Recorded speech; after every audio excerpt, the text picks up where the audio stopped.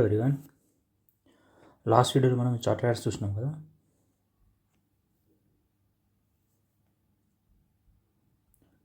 Charter ads అయిపోయినాయి మనకి 1813, 1833 and 1853 ఇవి అయిపోయినాయి కదా. ఇప్పుడు వచ్చేసి క్రౌన్ రోల్, ఓకేనా. అవి కూడా వచ్చేసి 1909 వరకు ఈ వీడియోలో చేసేసాం. ఓకే, షార్ట్ వీడియోలో అయిపోతుంది. సరే, మనకి క్రౌన్ రోల్ అనేది ఎందుకు స్టార్ట్ అయ్యింది? రివోల్ట్ తెలుసు కదా, ఎందుకంది రీజన్స్ ఇవి. మనకి డాక్టర్ ఆఫ్ ల్యాప్సీ ఉండేది, అంటే సన్ లేకుంటే నెక్స్ట్ కింగ్డమ్ వదిలేసారు కదా, అదొకటి. నెక్స్ట్ కింగ్స్కి రెస్పెక్ట్ ఉండేది అన్నమాట, కాదన్నమాట. ఓకే, వాళ్ళకి ఎప్పుడైతే మనకి మిడిల్ ఇండియాలో ఎలా ఉండేది, కింగ్స్కి రెస్పెక్ట్ అలా ఉండేది కాదన్నమాట. నెక్స్ట్ మోడర్న్ ఇండియాలో అందుకోసం ఒకటి. నెక్స్ట్ హెవీ ట్యాక్సేషన్ ఉండేది. ఓకే, ఇంకోటి మన ఇండియన్ ఇండస్ట్రీ మొత్తం కొలాప్స్ అయిపోయింది. ఓకే, మనం ఓన్లీ రా మెటీరియల్ ఇవ్వడానికి ఒకటే మిగిలిపోయినాం. ఓకే, అందుకోసం మనకి 1815 రివోల్ట్ అయింది. దీంట్లో మెయిన్ వచ్చేసి సిపాయి మూట్ని స్పార్గా పనిచేసింది. ఓకే, అప్పుడు రివోల్ట్ స్టార్ట్ అయింది. ఈ రివోల్ట్కి వాళ్ళు బ్రిటిష్ గవర్నమెంట్ ఏంటంటే షాక్ లాగా అనిపించింది అనమాట. ఇలా కూడా కావచ్చు, నెక్స్ట్ వీళ్ళని మనం ఇంక్లూడ్ చేసుకోవాలని చెప్పి వాళ్ళు అనుకున్నారు. ఓకే, అందుకని ఏదైతే ఈస్ట్ ఇండియా కంపెనీ మనం రూల్ చేసుకున్నారు, వాళ్ళు ఎవరు, బ్రిటిష్ ఇండియా వాళ్ళు. వీళ్ళతో వాళ్ళు రూల్ చేసేవాళ్ళు కదా బ్రిటిష్ వాళ్ళు. అలా కాకుండా డైరెక్ట్ వీళ్ళు బ్రిటిష్ కొని ఇంకా డైరెక్ట్ కంట్రోల్ తీసుకుంది. ఓకే, కాన్స్టిట్యూషనల్ డెవలప్మెంట్స్ ఏవైతే జరిగినాయి బ్రిటిష్ క్రౌన్లో ఇవన్నీ. ఓకే, 58 to 61, 1861, 1892, నెక్స్ట్ 1919 కూడా ఉంది, నెక్స్ట్ వీడియోలో చేద్దాం. 1935 అవన్నీ. ఓకే, సరే, ఫస్ట్ వచ్చి గవర్నమెంట్ ఆఫ్ ఇండియా 1858లో ఏమేమి ఉన్నాయి, మెయిన్ చేంజెస్ ఏం జరిగినాయి దాంట్లో వచ్చేసి అంటే ఓవరాల్ కంపెనీ అబాలిష్డ్ అయిపోయింది. Okay, next crown full control తీసుకుంది. క్రౌన్ అంటే ఎవరు, బ్రిటిష్ వాళ్ళు. India government in the name of her name majesty, అదే క్రౌన్ కంట్రోల్లో మొత్తం. ఓకే, సరే, మరి దీని ప్రొవిజన్స్ ఏవి ఇంపార్టెంట్ ఉన్నాయి. ఇది గవర్నర్ జనరల్ ఉండేవారు కదా, governor general of India to next viceroy of India. Viceroy అంటే డైరెక్ట్ రిప్రజెంటేటివ్ ఎవరికి, బ్రిటిష్ పార్లమెంట్ నుంచి. ఓకే, ఫస్ట్ ఎవరు ఉన్నారు అలా అంటే లార్డ్ కన్నీ, ఫస్ట్ వైసిరాయ్ మనకి 1858లో. మరి ఇది వచ్చేసి డబల్ గవర్నమెంట్ని ఎండ్ చేసింది అనమాట. డబల్ గవర్నమెంట్ అంటే ఇది పిట్ ఇండియాలో మెయిన్ ఉండేది కదా, ఇది పిట్ యాక్ట్లో 1784లో వచ్చేసి మెయిన్ కదా ఇది. బీఓసీ చెప్పిన చూడండి నేను, BOC and COD, board of control and court of directors. వీళ్ళు వచ్చేసి పొలిటికల్ మ్యాటర్ చూసుకుంటారు, వీళ్ళు వచ్చేసి కమర్షియల్ మ్యాటర్ చూసుకుంటారు చెప్పిన. అవి ఎండ్ అయిపోయింది ఇప్పుడు 1858లో. దాని ప్లేస్లో వచ్చేసి సెక్రటరీ ఆఫ్ స్టేట్ వచ్చేసినాడు ఆయన. ఓకే, ఈయన ఓవరాల్ మొత్తం ఈ 2 ఫంక్షన్స్ బీఓసీ అండ్ సిఓడి, ఈ 2 ఫంక్షన్స్ సెక్రటరీ ఆఫ్ స్టేట్ చూసుకునేవారు. ఓకే, సరే, ద ఫార్మేషన్ ఆఫ్ కౌన్సిల్. మరి ఆయన హెల్ప్గా ఒక అడ్వైజరీ బాడీగా ఎవరు ఉన్నారు, 50 మెంబర్స్ కౌన్సిల్ని వీళ్ళు అపాయింట్ చేసినమాట, ఎవరు, బ్రిటిష్ గవర్నమెంట్ వాళ్ళే. ఓకే,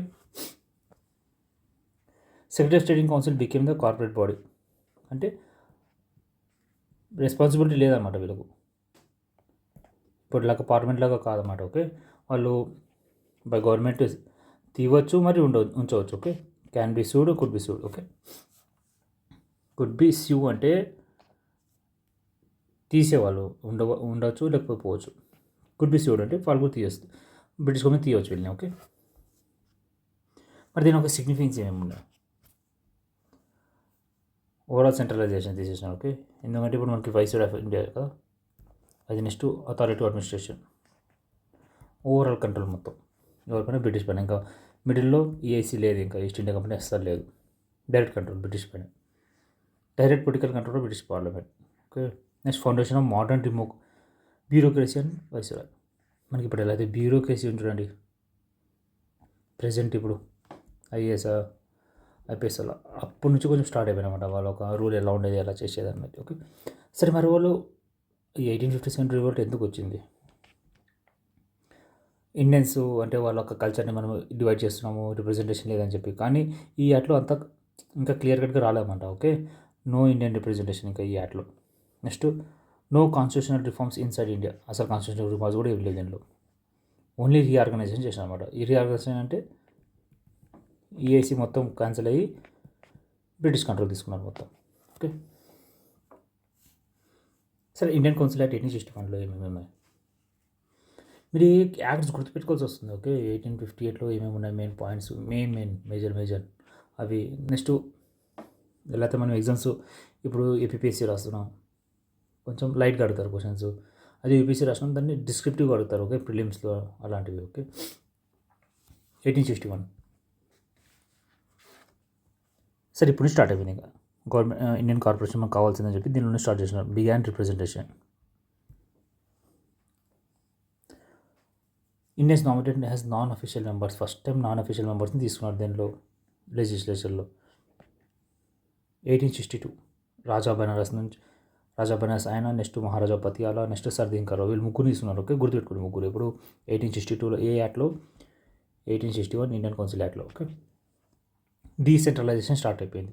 ఎప్పుడైతే సెంట్రలైజేషన్ ఫుల్ ఫామ్లో ఉండే కదా 1833లో, ఇప్పుడు డీసెంట్రలైజేషన్ స్టార్ట్ అయిపోయింది. ఓకే, లెజిస్లేటివ్ పవర్స్ రిస్టోర్ చేసినారు బాంబేకి, మద్రాస్కు.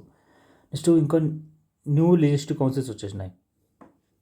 ఎక్కడెక్కడ అంటే బెంగాల్లో, నెక్స్ట్ నార్త్ వెస్ట్ ప్రొవిన్స్ ఈ సైడ్, ఆఫ్ఘనిస్తాన్ సైడ్, ఆ సైడ్ అంతా. ఓకే, నెక్స్ట్ పంజాబ్, ఇక్కడ Punjab and north west divide అయిపోయినట్లు. పోర్ట్ఫోలియో సిస్టమ్ కూడా స్టార్ట్ అయిపోయింది. Each council member is control they department. ఇప్పుడు ఎట్లయితే మినిస్ట్రీస్ ఉన్నాయో మనకి, ఎప్పుడు స్టార్ట్ అయింది ఇది వెరీ ఇంపార్టెంట్ చూడండి. ఇది ఇప్పుడు మనకు మినిస్ట్రీస్ ఉన్నాయి చూడండి గవర్నమెంట్లో, అలానే ఆడ పోర్ట్ఫోలియో సిస్టమ్ స్టార్ట్ అయింది. ఈ కౌన్సిల్ మెంబర్స్ వాళ్ళు డివైడ్ చేసుకున్నారు. ఓకే, డిపార్ట్మెంట్స్ని దేనిలో 1861లో. Okay, next viceroy's ordinance power ఇచ్చినారు ఆయనకు. వైస్రాయ్ని ఎలా అంటే ఇప్పుడు మనకి ప్రెసిడెంట్ ఉన్నాడు, అని ఆర్డినెన్స్ ఇవ్వచ్చు కదా ఎప్పుడైతే మనకి పార్లమెంట్ రూల్లో లేనప్పుడు. అలా ఈయనకు కూడా వైస్రాయ్కి ఛార్జెస్ చేసినారు అనమాట ఆర్డినెన్స్ పవర్. అది కూడా only valid for 6 months. Okay, next Indian council act 1892. 1858 అయింది, 1850, 62, నెక్స్ట్ 1892, 61. సార్ మరి దీనిలో ఏమేమి రిఫార్మ్స్ వచ్చినాయి? More non official members. ఇప్పుడు 3 members తీసుకున్నాం, ఇప్పుడు ఇంకా తీసుకున్నాం. కానీ అఫీషియల్ మెజారిటీ ఎవరితో ఉంది? బ్రిటిష్ నామినేటెడ్ పర్సన్స్ దగ్గరే ఉంది. Okay, council allowed to discuss budget and ask questions. 1862లో బడ్జెట్ ఇంట్రడ్యూస్ చేసినారు అనమాట దాంట్లో. ఓకే, ఇప్పుడు 1892లో మనకి బడ్జెట్ను డిస్కస్ చేసే ఛాన్స్ కూడా ఇచ్చినారు. నెక్స్ట్ దీనికి సప్లిమెంటరీ క్వశ్చన్స్ అడగడం కూడా ఛాన్స్ ఇచ్చినారు. Okay, indirect elections introduce. ఇప్పుడు ఏవైతే నాన్ అఫీషియల్ మెంబర్స్ ఉన్నారు చూడండి, వీళ్ళకి ఎలక్షన్స్ చేయాలి. ఎలా? ఏవైతే బాడీస్ ఉన్నాయి ఇప్పుడు district boards, municipalities, universities, next chambers of commerce, అంటే వీళ్ళు బిజినెస్ మ్యాన్స్ రికమెండ్ నేమ్స్, వీళ్ళు రికమెండ్ చేసేవాళ్ళ నేమ్స్ ఎవరు? డిస్ట్రిక్ట్ బాడీస్, మున్సిపాలిటీస్, వీళ్ళందరూ ఈ నాన్ అఫీషియల్ మెంబర్స్ని రికమెండ్ చేసేవాళ్ళు ఎవరు ఉండాలని. కానీ ఇంకా స్టిల్ నో డైరెక్ట్ ఎలక్షన్స్. అప్పుడు అడల్ట్ ఫ్రాంచైజీ ఉండదు కాదు. ఓకే, ఎవరైతే మ్యాక్సిమం పవర్, ఎవరైతే ఎడ్యుకేషన్లో నెక్స్ట్ ప్రాపర్టీస్ లేకున్నారో వాళ్ళకి ఈ పవర్స్ ఉండేవి. సరే, ఇది వెరీ ఇంపార్టెంట్ యాక్ట్ చూడండి. ఇది 1940. ఏ చేంజెస్ వచ్చినాయి దీనిలో? లెజిస్లేటివ్ కౌన్సిల్స్ వచ్చేసి ఎక్స్పాండ్ అయిపోయినాయి. సెంట్రల్లో 16 ఉండేది, 60 చేసినారు. ప్రొవిజన్లో సపరేట్ అనమాట. ఇప్పుడు మద్రాస్లో వేరే ఉంటే బాంబేలో వేరే ఉండే. ఓకే, ఇది ఫిక్స్డ్ కాదు. Okay, not fixed. ఇది 16 to 60 చేసినారు. Okay, non official majority allowed in provinces. ఇక్కడ నాన్ అఫీషియల్ అంటే ఎవరైతే ఇప్పుడు మనం చెప్పినా చూడండి డిస్ట్రిక్ట్ బాడీస్ వాళ్ళని రిలేట్ చేసేవాళ్ళు, వాళ్ళు అలాంటి పర్సన్స్ ఒక మెజారిటీ మెయింటైన్ చేయగలరు దేంట్లో, ప్రొవిజన్స్లో, స్టేట్స్లో. ఓకే, కానీ సెంటర్లో అయితే అఫీషియల్ వాళ్ళే, ఎవరైతే బ్రిటిష్ నామినేట్ ఉంటారో వాళ్ళే. Okay, Indian allows in executive కౌన్సిల్లో కూడా అలౌ చేసినారు. వైస్రాయ్ ఒక ఎగ్జిక్యూటివ్ కౌన్సిల్లో కూడా ఇండియన్స్ని అలౌ చేసినారు. అలాంటి ఫస్ట్ పర్సన్ ఏమంటే సత్యేంద్ర ప్రసాద్ సిన్హా, లా మెంబర్గా. ఓకే, లా మెంబర్గా ఆయనని సెలెక్ట్ చేసినారు. దీనిలో ఎగ్జిక్యూటివ్ కౌన్సిల్ ఆఫ్ వైస్రాయ్లో. ఓకే, ఈ మేజర్ చేంజెస్ మీరు ఈ పాయింట్స్ కంపల్సరీ గుర్తుపెట్టుకోవాల్సి వస్తుంది, ఎందుకంటే ఇవే క్వశ్చన్స్ అడిగేది ప్రిలిమ్స్లో. ఓకే, మోస్ట్ ఇంపార్టెంట్ ప్రొవిజన్స్ ఏమని దీంట్లో మరి, ఇది very very important. Separate electorate for Muslims. Muslim could elect only Muslim representatives. పలానా పర్సన్ ఇప్పుడు ఎక్స్ అని టౌన్ అనుకోండి, ఇది దీనిలో 70% ముస్లిమ్స్ ఉన్నారు, ఇక్కడ ముస్లిం క్యాండిడేటే నిలబడతారు అనుకోండి. ఇక్కడ ఈయన ఓటింగ్ వీళ్ళు 70% వేయాలి ఓటింగ్. ఓకే, ఈ 30%కి ఓటింగ్ అనేది లేదన్నమాట వీళ్ళకి. ఓకే, అలా Minto called as a father of communal electors, ఎందుకంటే ఈయననే కదా స్టార్ట్ చేసింది ఫస్ట్. ఇక్కడ నుంచి మనకు స్టార్ట్ అయిపోయింది తెలుసా హిందూ ముస్లిమ్స్ కోటార్స్ అనేది. సరే, మరి ఓవరాల్ సిగ్నిఫికెన్స్ 1858 to 1899 వరకు ఏమేమి జరిగినాయి. ఇండియన్ పార్టిసిపేషన్ వచ్చి స్టార్ట్ అయింది కదా 1862లో నుంచి. మీరు రాజా దినకర్ అలాంటి వాళ్ళందరూ సెలెక్ట్ చేసుకున్నాం ఇది లెజిస్లేటివ్ కౌన్సిల్. అలా next start of elections, indirect election start అయింది, అది కూడా కమ్యూనల్ స్టార్ట్ అయింది. Okay, next growth of legislature and public discussion. మనం క్వశ్చన్స్ అడగడం స్టార్ట్ చేసినాము 1890 అట్లాంటి యాడ్స్లో క్వశ్చన్స్ అడగడం స్టార్ట్ చేసినాం కదా. నెక్స్ట్ బడ్జెట్ డిస్కషన్ కూడా జరిగింది. ఇవన్నీ చేంజెస్ వస్తున్నాయి స్లోగా. మనకి ఒక స్టెప్ తీసుకుంటాం డెమోక్రసీ ముందు. మరి ఏం చేంజ్ కాలేదు, మనం ఏమనుకున్నాం చేంజ్ కాలేకపోయినా. Okay, real power stayed with in the viceroy and British officials. Indians include చేస్తున్నారు దీంట్లో లెజిస్లేటివ్ కౌన్సిల్లో, కానీ వాళ్ళు ఒక మెజారిటీ ఎవరు మెయింటైన్ చేస్తున్నారు, అఫీషియల్గా వాళ్ళే మెయింటైన్ చేస్తున్నారు. Council remained weak and advisory, only అడ్వైజరీగానే వర్క్ చేసినారు. ఈ ఆర్డినెన్స్ వచ్చింది చూడండి ఇక్కడ ఈ యాక్ట్లోనే వైస్రాయ్ వచ్చేసి తన కౌన్సిల్ని ఓవర్ రైడ్ చేయొచ్చు అనమాట.